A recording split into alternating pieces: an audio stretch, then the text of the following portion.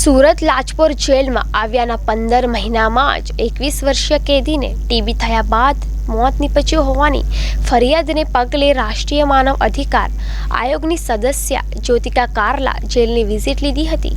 જેલમાં નિરીક્ષણ કરવાની સાથે જેલમાં ચાલતી ક્લિનિક અને કેદીઓને મળતી સારવારની વિગતો મેળવી હતી। જેલમાં ટીબીના 9 પેશન્ટ્સ મળ્યા હતા। જેલમાં બીમાર કેદીઓના એક્સરે કરી શકાય તે માટે મશીન સામે ટેકનિશિયનનો અભાવ તેમને અજુગત લાગ્યો હતો। અઠવાડિયામાં એક વખત અહીં ટેકનિશિયન મોકલવામાં આવે તેવો આદેશ તેમણે કલેક્ટરને કર્યો હતો। જ્યોતિકા કાલરાએ જણાવ્યું હતું કે તેમને ફરિયાદ મળી હતી કે જેલમાં 21 વર્ષીય કેદીનું મોત થયું હતું।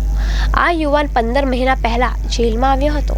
જેલમાં પહોંચવા પહેલા તેને ટીબીની બીમારી નહીં હતી, પરંતુ જેલમાં રહ્યાના 15 જ મહિનામાં તેનું મોત થતાં જેલમાં કેદીઓના સ્વાસ્થ્યને લઈને ગંભીર ખામી બહાર આવી હતી, જેથી તેઓ જેલની મુલાકાતે આવ્યા હતા। જેલમાં તેમને 9 કેદીઓ ટીબીના મળ્યા હતા। જેલમાં કેદીને લાવવામાં આવે ત્યારે ઇનિશિયલ હેલ્થ સ્ક્રીનિંગમાં ખામી જોવા મળી હતી। કેદીઓનું ડાયાબિટીસ, ECG સહિતના ટેસ્ટ બાદ જ સહી કરવા તેમણે આદેશ કર્યો હતો। हाँ, मैं राष्ट्रीय मानवाधिकार आयोग में सदस्य हूँ और मेरे पास एक शिकायत आई थी क्योंकि जुडिशियल कस्टडी डेथ थी।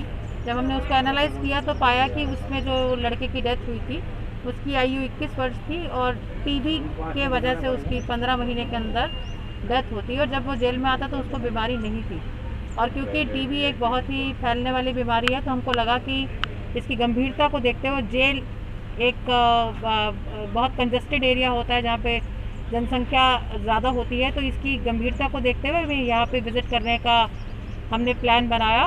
और वैसे भी हमारे जो कानून है protection of human rights act, उसमें जेलों को विज़िट करना एक फंक्शंस में आता है राष्ट्रीय मानवाधिकार आयोग के। हमने यहाँ आकर जो पाया, हमने इनिशियल हेल्थ स्क्रीनिंग जो टेस्ट है उसमें उसको देखा और उसमें कुछ खामियाँ पाई। हमने ये संज्ञान में लाए कि इनिशियल हेल्थ स्क्रीनिंग के समय ही उसका जो डायबिटीज़ का टेस्ट है, शुगर का टेस्ट है या उसका ECG है तभी होना चाहिए, उसमें उसका संज्ञान, उसका सिग्नेचर तभी डॉक्टर के हो जब वो कंप्लीट हो जाए डॉक्यूमेंट। साथ ही साथ हमने ये पाया कि जो इनिशियल हेल्थ स्क्रीनिंग करने वाले डॉक्टर हैं वो हर 24-24 घंटे के बाद बदलते हैं।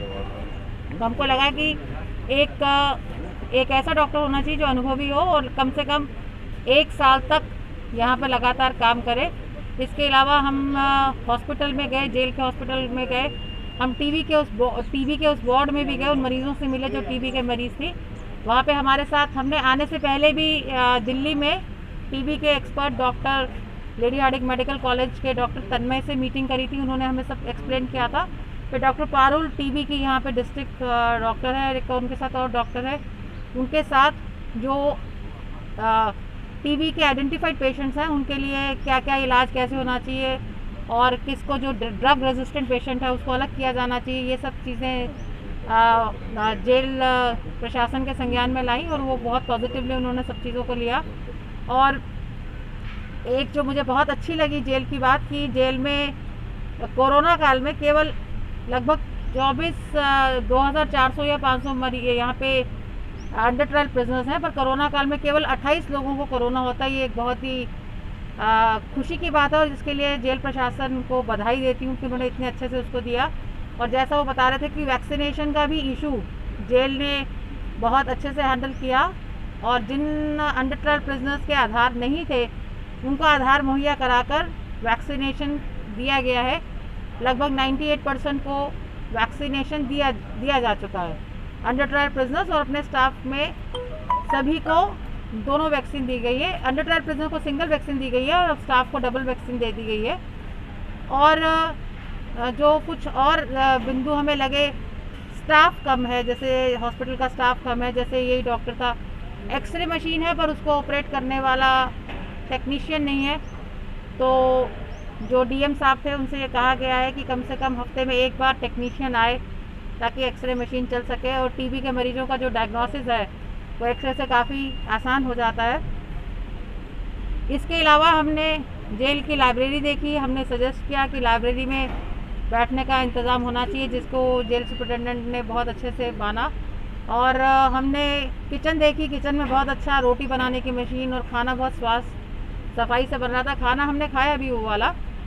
हमने वीडियो कॉन्फ्रेंसिंग जो सेंटर है जेल का, हम वहाँ भी गए और हमने उसमें पार्टिसिपेट किया और मैंने जज साहब से बात भी करी। मेरा ये कहना है कि जो इंटरनेट का कनेक्शन था वो काफ़ी पुअर था, मेरी ही बात नहीं हो पा रही थी जज साहब से। तो एक कैदी की वीडियो कॉन्फ्रेंसिंग में जज साहब से कैसे बात हो सकेगी, यह बहुत, इसको समझना बहुत मुश्किल है, मतलब बहुत दिक्कत आ रही होगी। मेरी अपनी बात नहीं हो पा रही थी।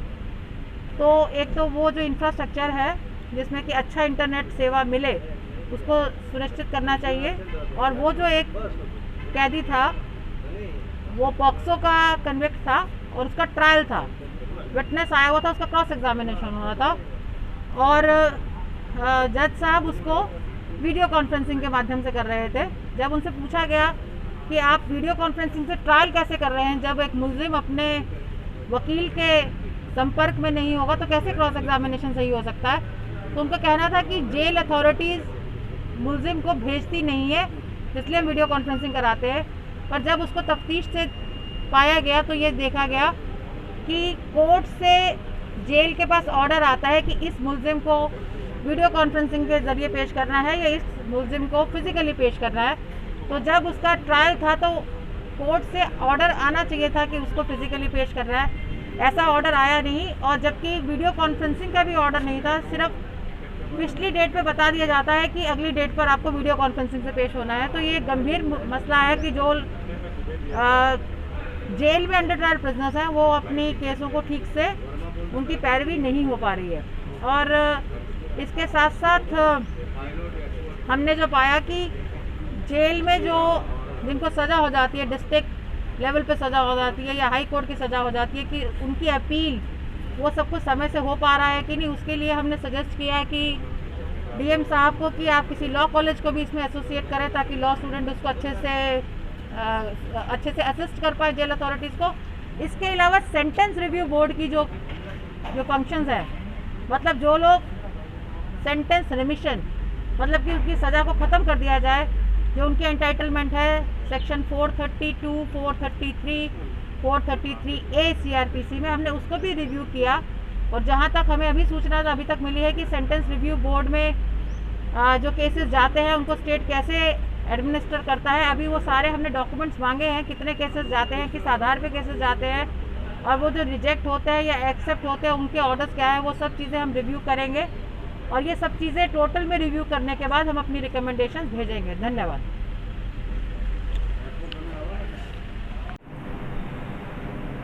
આજરોજ national human rights commission new દિલ્હીના મેમ્બર શ્રી જ્યોતિકા કાલરા નાઓએ અત્યારે આજે સવારથી લાજપોર મધ્યસ્થ જેલની મુલાકાત કરી અહીંમાં ચાલતી તમામ પ્રવૃત્તિઓ વિશે એમને જાત માહિતી મેળવી, તમામ પાકા અને કાચા કેદીઓને મળીને રૂબરૂ તેઓના પ્રશ્નોને સાંભળ્યા। ખાસ કરીને કોરોના કાળમાં જે કેસો થયા એ વિશે વિસ્તૃત ચર્ચા કરવામાં આવી। ટીબીના કેસો વિશે ખાસ કરીને તેઓના દ્વારા સૂચનાઓ પણ આપવામાં આવી, માર્ગદર્શન પણ આપવામાં આવ્યું। અત્યારની સ્થિતિએ લાજપોર જેલમાં ફક્ત 9 એવા ઇન્મેટ્સ છે કે જેને ફર્સ્ટ સ્ટેજ ટ્યુબરક્લોસિસ છે, તો એના વિશે પણ એમને વિસ્તૃત માહિતી આપી।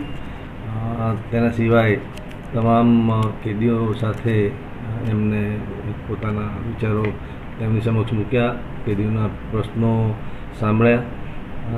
તમામ જેલ ખાતેની જે વ્યવસ્થાઓ છે, વેલફેરની જે પ્રવૃત્તિઓ ચાલે છે એ વેલફેરની પ્રવૃત્તિઓ વિશે તેઓ જાણકારી મેળવી, જેમાં સુથારી વિભાગ છે, ડાયમંડ વિભાગ છે, સ્ટોનનું કામ છે, દરજી વિભાગ છે, મહિલા છે, લાઇબ્રેરી છે, અને ખાસ કરીને અમારી જે નવી જે સિસ્ટમ અમે જે ડેવલપ કરી છે જેલ ખાતે રેડિયો પ્રિઝનની, એમની અમને મુલાકાત લીધી અને એ સિસ્ટમથી તેઓ ખૂબ પ્રભાવિત થયા અને પ્રશાસનને તેઓ દ્વારા એપ્રિસિએશન પણ કરવામાં આવ્યું। Overall national human rights commission દ્વારા જે વિઝિટ કરવામાં આવી એમાં એમની જે